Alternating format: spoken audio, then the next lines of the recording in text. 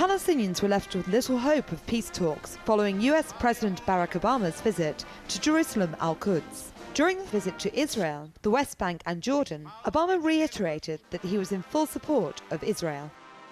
The founding of the Jewish state of Israel was a rebirth, a redemption, unlike any in history. Obama added there is now an unbreakable bond between the US and Israel. He also visited Israel's Iron Dome missile system, saying that Tel Aviv needed to defend itself against all enemies, without mentioning Israel's siege on Gaza. He further referred to Israel as, quote, Jewish homeland. Before arriving in Israel, Obama stated his full support for the Zionist entity. We will always reject the notion that Zionism is racism. He further showed his unwavering support for Israeli Zionism when he visited the grave of Theodor Herzl, the founding father of Israeli Zionism. He's totally and completely in his comments being biased to Israel, and he uses double standards.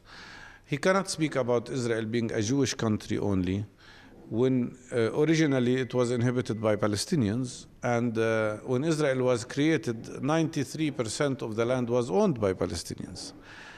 And now there is a very strong minority in Israel who are Palestinians. So if you say it's a Jewish state, that means you are consolidating segregation.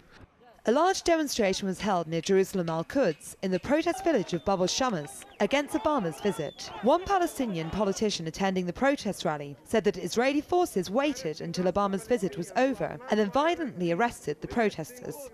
2 in the morning, the Israeli army came in huge numbers. Policemen, military. They used helicopters, probably 100 cars or so. And they attacked us and arrested all of us. 50 of us were deported to Kalandia checkpoint, and 4 of us were detained at Ma'alia Dumim settlement station, police station, interrogated, and some are still in jail. It was clear that the Palestinians' expectations for any peace agreement to come out of Obama's visit was low because the US Secretary of State John Kerry didn't hold talks in the West Bank as expected, but rather in the Jordanian capital of Amman, and the team of Palestinians didn't include key negotiators Saeb Erekat and Mohammed Eshtea. During his trip, Obama described Israel as a Jewish state. He furthermore threw his weight behind Tel Aviv's segregation policy. Nell Burden Press TV, Occupied Ramallah.